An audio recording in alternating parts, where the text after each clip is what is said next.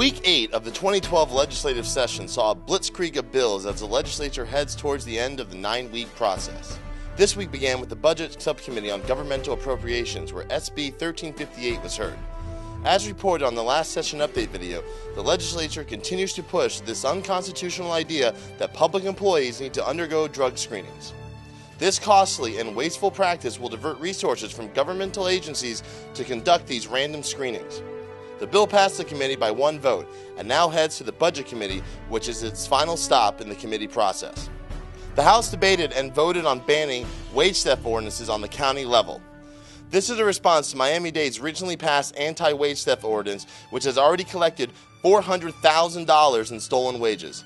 Now, the extremists in the Florida legislature are trying to preempt Miami's ordinance before it spreads to other counties, making it illegal for local governments to pass wage theft ordinances.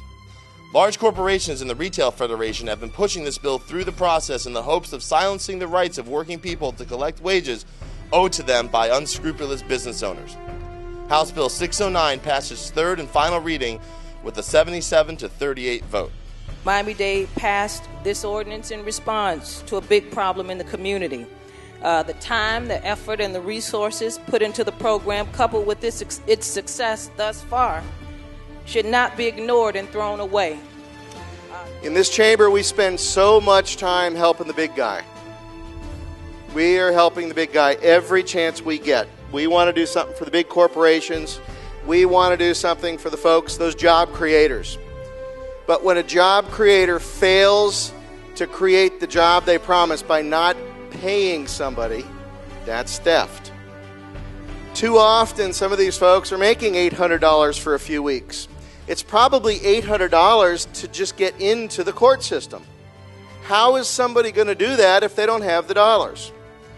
What this bill effectively does is takes the boot that Florida is using, and puts it on the throat of the most desperate folks who need to get paid to feed their family, to maintain their home, to pay for the very basic necessities of life. And what we're doing is saying, you know what?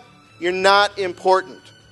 The bill is still in the committee process in the Senate, and we will keep a watchful eye on this legislation as it moves through the process. Activists from the Rick Makes Me Sick campaign headed to the Capitol to deliver a message to Rick Scott that his policies and actions continue to make people sick.